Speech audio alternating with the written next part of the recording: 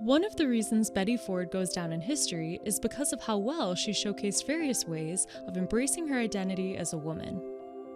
In Betty's mind, women did not have to choose between embracing traditional aspects of being a mother and a wife and embracing new norms that provided increased freedom, voice, and choice for women. In fact, one of the issues Betty was especially vocal about was rallying support for the Equal Rights Amendment to be added to the Constitution. For context, the Equal Rights Amendment, or ERA for short, was not a new concept in the 1970s. It was actually something championed by women's suffrage activist Alice Paul in 1923. If added to the Constitution, it would officially prohibit discrimination based on a person's sex in all parts of the United States, and it would formalize women's equality to men under the law. By 1972, the necessary 2/3 of Congress members finally approved of the proposed amendment. The next step was getting the necessary 3/4 of the states to ratify the amendment so that it could be added to the Constitution, and the states were given a 7-year window to get this done. Betty was determined to do her part to persuade others to ratify the ERA, whether that meant speaking openly about her support for it in televised interviews, making calls to state legislatures, or making it the focus of her acceptance speech when she was awarded an honorary Doctor of Laws degree from the University of Michigan. Betty was even able to put her support for an increased role for women into action by encouraging Gerald Ford to appoint more women to the administration than any previous president before him, and by persuading him to create the National Commission on Observance of the International Women's Year in 1975. However, Betty's outspoken stance on women's rights was not something all people supported. She and President Ford did receive some backlash, especially when it came to her making calls from the White House on a line funded by taxpayers. Nevertheless, any suggestion that Betty Ford should dial back her advocacy for the ERA left her and President Ford unfazed. As First Lady, she actually had a special private telephone installed in the White House so she could campaign for the Equal Rights Amendment. So she was very strong-minded and she was very, again, human. While the ERA still has not been ratified or added to the Constitution, Betty goes down in history for going the extra mile in order to continue influencing another era of women to revive the push for their constitutional equality. Just 6 weeks after becoming the First Lady of the United States, Betty Ford learned that she had breast cancer and would need to receive an immediate mastectomy, which is the surgical removal of a woman's breast. Having such a serious disease affecting such a personal part of a woman's body was not something that women traditionally spoke publicly about in the 1970s. In fact, the word breast was not even uttered on television. She literally brought the word breast and cancer out of the closet and into the news media, and it was finally said on TV. If you go back, it wasn't. And so Betty's decision to go public with her diagnosis when she had this big national platform as First Lady was really significant. People didn't say breast on television. People didn't really understand what the breast cancer diagnosis and recovery was like. So being able to look at the First Lady and experience this disease firsthand was incredibly significant to the American public. People were able to follow her process of diagnosis, operation, and recovery firsthand, and they really learned a lot about the disease through her willingness and courage to be open. Betty and Gerald Ford's decision to be fully transparent about Betty's fight against breast cancer had a tremendous impact on society. As Gerald Ford tearfully shared the news of her diagnosis on television, Americans saw a man in power showing emotion publicly, which defied the stereotype that strong men do not show these emotions deeply. Betty's fierce fight against the disease and public prominence increased awareness and encouraged women everywhere to be examined and take action as soon as possible if something abnormal was found.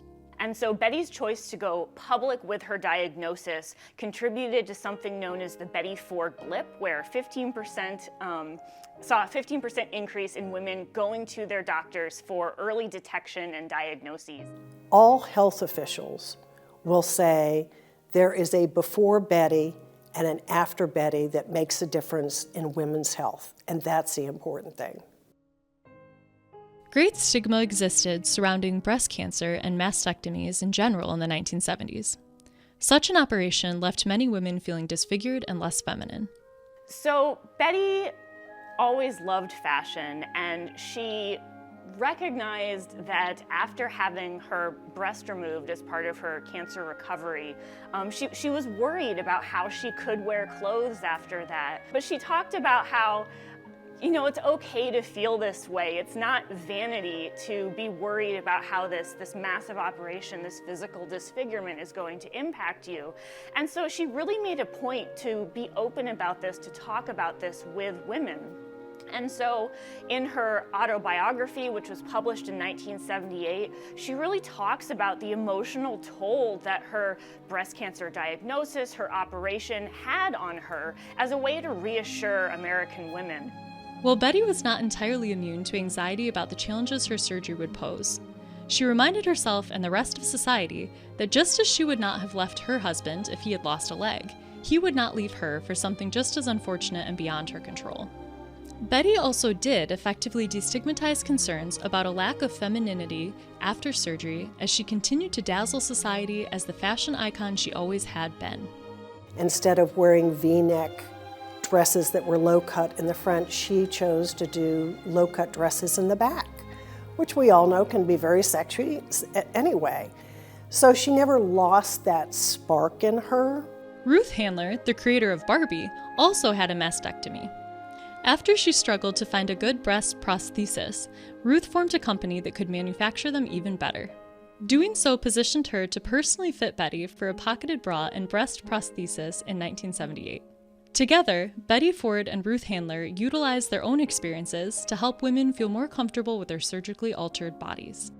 And in her autobiography, in addition to kind of talking about this emotional toll, she also really grounds her experiences with her characteristic humor and humanity. So for instance, she talks about this story where she and her family were in Vail playing touch football.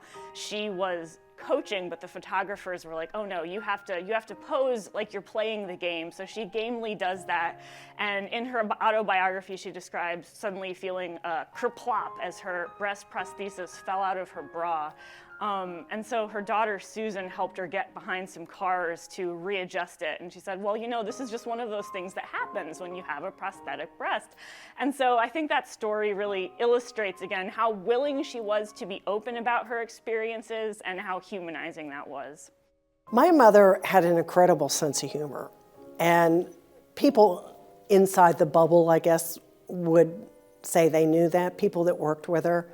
A classic example is when my daughter was 2, she walked in my mom's bathroom, and I guess at that age I'd never really spoken to my kids about a mastectomy or anything, and my mother took her prostheses and she threw it at her and said, catch.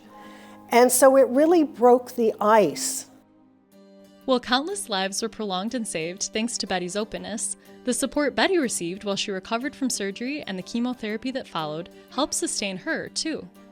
When reflecting on her time in the hospital, Betty said, even before I was able to get up, I lay in bed and watched television and saw on the news shows lines of women queued up to go in for breast examinations because of what happened to me.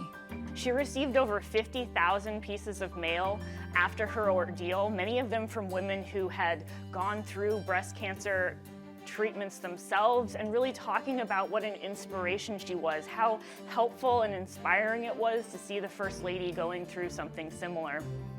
One letter in particular was a heartfelt note penned by President Ford after he experienced what he said was the loneliest night of his life when Betty was first admitted to the hospital. With the love and support of her family and the incredible hospital staff, who were known for keeping things as light as they could throughout her treatment, Betty's surgery was a success. She returned from the hospital to a receiving line made up of her family, all 200 White House staff members, and a new golden retriever puppy named Liberty, who was adopted to be a source of support throughout her healing process. They were all prepared to cheer her on and help her continue to heal and fight. Betty and her family credited their support system and their faith for her full recovery, and in time, Betty came to embrace the larger impact of her battle with cancer, stating, "My illness turned out to have a very special purpose, helping save other lives."